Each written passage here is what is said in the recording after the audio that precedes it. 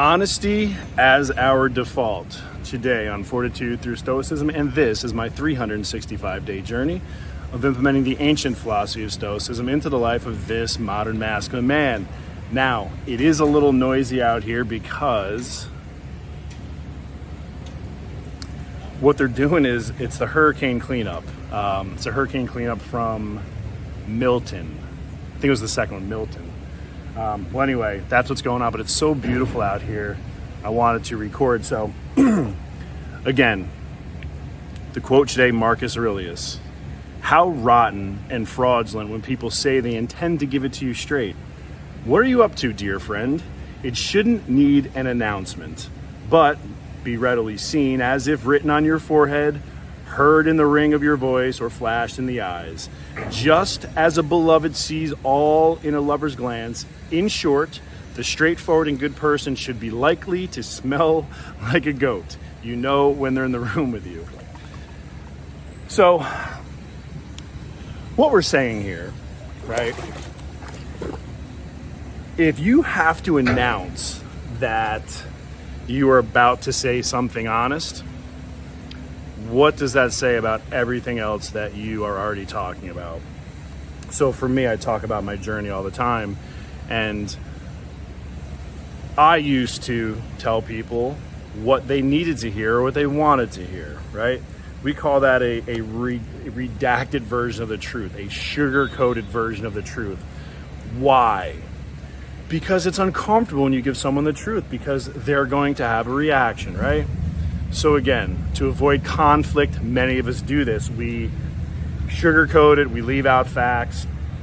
So now I'm at the complete opposite end of the scale, almost to a fault. Sometimes I'm told that, there's too much truth, Mr. O'Neill, and sometimes you don't need to speak at all. Well, here's the thing. I would rather be on the side of being too open, too honest, because the truth is what it is. When we look at the truth, it is what it is. Now, you can put your perception on it, makes it good or bad. So, we look at all things like a flight. A flight is just a flight.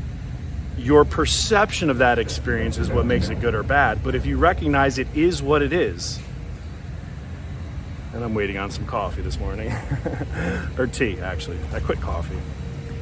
So, when you hear someone, no disrespect, I'm going to be honest with you, if they're foreshadowing that at that moment they're actually speaking the truth, what happens all the other times that their mouth is actually moving? So what if instead you cultivated a life or a culture of complete honesty? Now, where I'm at in my life, my word is like a banknote from the Treasury Department. It is what it is. Like it is paid, it is backed, it is everything I stand for. And I tell this to people all the time. Words are words, but unless they're in alignment with your actions, they mean absolutely nothing. Now, some people say words are powerful. I don't think that they are, because words absent of action are meaningless and worthless.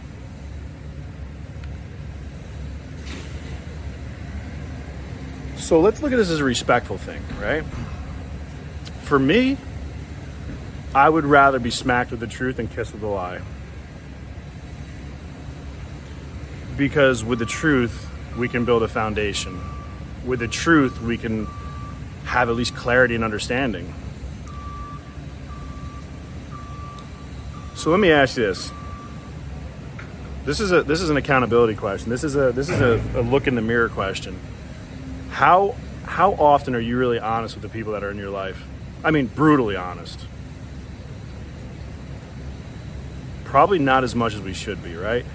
What about yourself when you look in the mirror? The lies we tell ourselves. Because for me, that was the first one. I had to stop lying to myself, right? I had to stop living in denial. I had to stop blaming people. I had to stop making the excuses, right? And that's when you make the shift and you start living above the line, as I call it. I talk about this all the time, and I'm going to go deeper into this because I'm surrounded by people who are living below the line. And once you live in this amazing place and you live in a life of accountability, you live with responsibility, you take ownership in things, everything then is evident to you that someone is below the line. They're making excuses, they're using blame, they're living in denial, right? They will never have the life they want to have if they live in that place. Now, it's not my responsibility to uproot them and move them to, to living above the line, to move zip codes, as I call it. It's my responsibility as a Stoic to be the demonstration, right? This is a virtual life. This is justice. This is courage. This is temperance. Be the example. Set the example. Walk the path, because if you walk the path, inevitably someone is going to follow you. I got somebody standing right back there that has followed me. It's changed her life. So, when I talk with my clients, my rules of engagement, rule number 1, no half-truths. 100% of the truth, 100% of the time. I call that 100% squared. Square yourself with your actions. Live on the level. You might notice some Freemason references here, right? Holy shit, how about that stuff? There's patterns in all of this stuff, and that's why over a lifetime of studying personal and professional development, I found the patterns.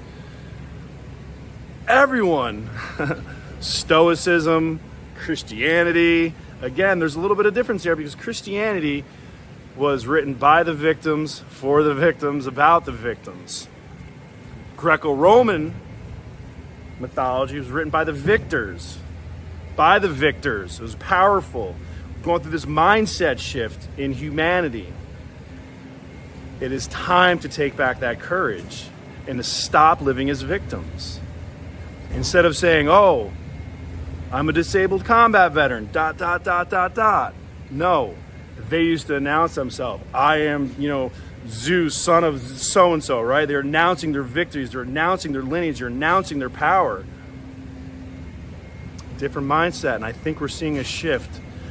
The woke is broke, the weak mentality, the herd mentality, the sheeps, the lambs, they're up for the slaughter. And it's really, truly sad. The only thing that we can do is live the virtuous life.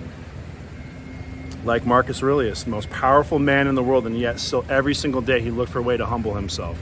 And on that, it's time to get some breakfast.